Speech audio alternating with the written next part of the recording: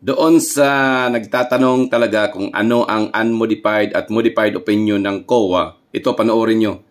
Explanation ng sa Vice President. Okay, panoorin nyo para at least malinawan tayo kung ano talaga ang unmodified at modified opinion.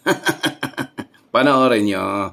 Morning po, ma'am. Kasi may mga lawmakers po kasi na parang sinasabi po nila na porket nagkaroon daw po ng unmodified opinion ang isang agency like the OVP, it doesn't mean daw po na malinis daw po yung record. Ano pong inyong comment po doon sa mga nagsasabi na while the OVP has its unmodified opinion, hindi naman daw siya technically malinis or technically fair yung pagkakapresent. Para lang po maliwanag sa ating taong bayan kasi naguguluhan po yata yung taong bayan natin, yung ating mga public kasi pag sinabi nila, pag may sinasabi po na unmodified opinion, tapos biglang may mga nag-comment na hindi naman pala na porket yung unmodified opinion, hindi ba pala malinis. So, pakiklaro na lang po natin for our public.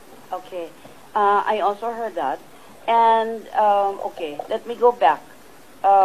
There are three kinds of audits done, right? There's the financial statement audit, there's the compliance audit, there's the performance audit.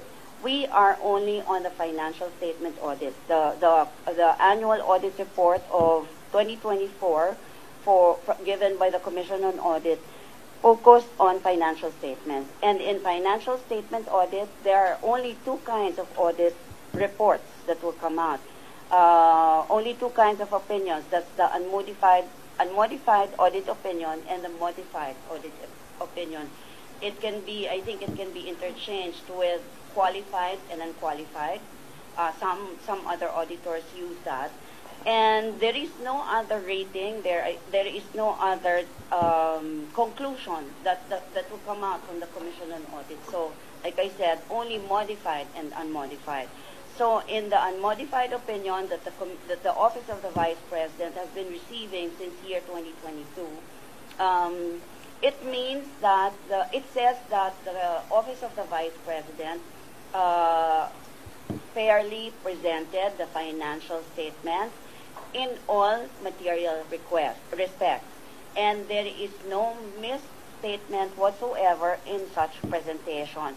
In Tagalog, ang sabi po ng Commission on Audit ay maayos na nailahad ang financial statements, maayos na naipresenta sa Commission on Audit, at wala, in all respects, sa lahat ng anggulo ng financial statement, at wala po silang nakitang material misstatement.